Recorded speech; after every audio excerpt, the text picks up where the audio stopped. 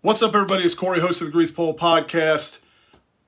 This has been put off long enough. One final edition of the weekly performance tiers, right? There was a game that took place after the NFC Championship game, which is where we left off. So, said a couple of weeks ago on the pod that officially putting Super Bowl 57 in the rear view, and this is the final step to doing so. Put it off long enough. So, without further ado, let's get to the performance tier of Super Bowl 57. If you need a reference point as to why the following tiers are named what they are, click that link above, and that will take you to the introduction to the performance tier series and give you the backstory as to why the following tiers are named what they are. So, and before we go on, look, let me just say this. Despite circumstances, the players and coaches handled themselves with immense class throughout this entire process, throughout the loss, throughout everything. They didn't blame it on shit. And they left the game with their head held high. So there's no reason why us as fans shouldn't do the same fucking thing. All right? So we got on the doorstep. It is what it is, right? So that being said, let's get into the tiers where we start each and every week with the Brian Dawkins tier for the final time this season. And who else would it be other than Jalen Hurts? You know, QB1 played his ass off in this game, point blank. It was easily the best showing by a losing quarterback in Super Bowl history. And when you score 35 points, that's a game you should win, okay? The first goal of the offseason for Howie Roseman should be getting him into a long-term deal. Hurts deserves it, and they're working on that now. So he went 27 for 38 for 304 yards and a touchdown with 15 carries for 70 yards and 3 touchdowns on the ground. Even Patrick Mahomes, the new golden boy, gave Hurts his props for the game he had. And now, nobody out there like dumbass Chris Sims can ever say that this team got anywhere in spite of Jalen Hurts. He's the engine that powers his team, and I'm fucking thrilled to admit that I was wrong on him. Moving on to the Chris Long tier, where we find A.J. Brown, Devontae Smith, and Dallas Goedert. All 3 weapons showed up for Jalen Hurts in this game, and it shows how dynamic a duo the Eagles have on the perimeter, and also that added dimension that Goedert provides. The Chiefs didn't have an answer for these 3 dudes. You know, Devontae caught 7 passes for 100 yards, and it should have been more. A.J. went 6 for 96 and a touchdown. Goedert had 6 receptions for 60 yards, and those numbers don't tell the story of how important 88 was in this game. The Eagles are obviously going to lose some guys this offseason, right? That's the way this shit works. That's the cycle of the NFL. But these 3 being locked up is big. And, you know, Philly's going to continue to have plenty of weapons for Jalen Hurts to distribute the ball to going forward. So at least there's that. Moving on to the Nelson Aguilar tier. Defensive line. And it's hard to blame the lack of sacks entirely on a lack of production.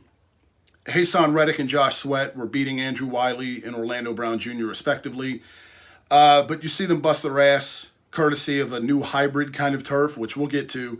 And you have to give Andy Reid credit. He's an exceptional play caller, one of the best. And you saw KC run a lot of shit designed for Mahomes to get rid of the ball quickly to neutralize that Eagles pass rush. So, but for a team that made its living, you know, getting to opposing quarterbacks all year long, it was disappointing for the Birds to come away without a single sack in this game when it mattered the most.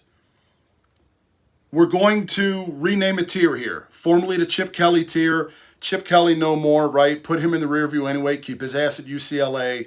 I think it's very fitting. Let's end the year by renaming the Chip Kelly tier the Tahoma 31 tier, right? Now equipped with poop emojis, which is really fucking mature.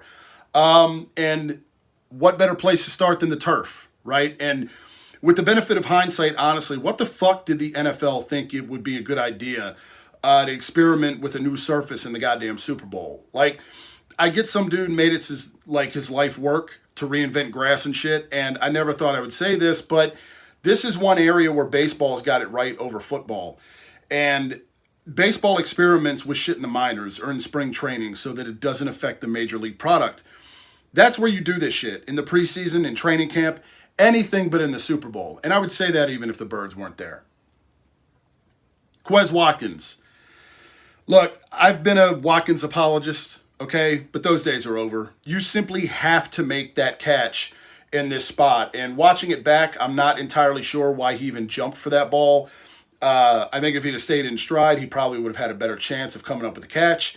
But then again, who the fuck knows? And it's all history now, and all that matters is Watkins dropped a pass with about 6 minutes and change left to go in the third quarter that would have given the Eagles the chance to go up 31-21 instead of 27-21 for whatever that's worth. And either way, the Chiefs took the lead on the ensuing drive and never gave it back, never looked back after that. And there you have it. Jonathan Gannon.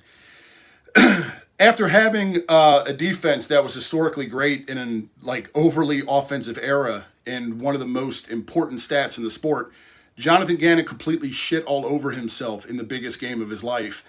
His defense relies too much on pass rushers to get home, and when they didn't, due in part to busting their ass, courtesy of the fucking turf, Gannon just simply refused to adjust. There were so many blown coverages, and there's no shame in not being able to stop Patrick Mahomes, but the offense put up 35 points for you. There's a reason that this is the most points ever put up by a losing team in Super Bowl history, and while this defense had a great year and there's, guys due to hit free agency, it's the players that made this defense what it was, not Jonathan Gannon necessarily. And like many Eagles fan, I'm sure, I wasn't exactly bummed out that he took the Arizona job. So now he can get his ass kicked every week at the site of Super Bowl 57 on that Tahoma 31 ass turf. Finally, the refs. And look, here's the deal. All right, Carl Cheffers' crew. Both sides got away with shit. Let's get that straight immediately. But when you establish early the precedent that we're going to let you guys play, that needs to be the consistent, standard for the duration of the game for a full 60 minutes, not just 58. You let helmet-to-helmet hits go uncalled. You let false starts and offsides go uncalled. You let even more egregious holdings in PIs go uncalled. But you throw a flag on a play where a wide receiver who had been looking for flags all goddamn night wasn't even looking for a flag himself. You got the Devontae Smith catch that got overturned that happened earlier in the game. For a game that supposedly had an all-star assembly of officials, it definitely didn't feel like that was the case.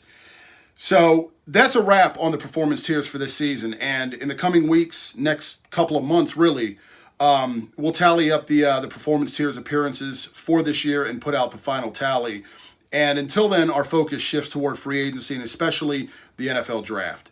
You can expect probably a playlist worth of content here on the Grease Bowl Podcast channel. We've already got a shit ton planned leading up to the first round on Thursday, April 27th. So make sure you hit that subscribe button if you're a fellow draft junkie. Whether you're an Eagles fan or not, there will be something here for everybody in the coming months. So subscribe to stay locked in. And thanks for stopping by and checking us out. We'll see you next time. As always, go Birds.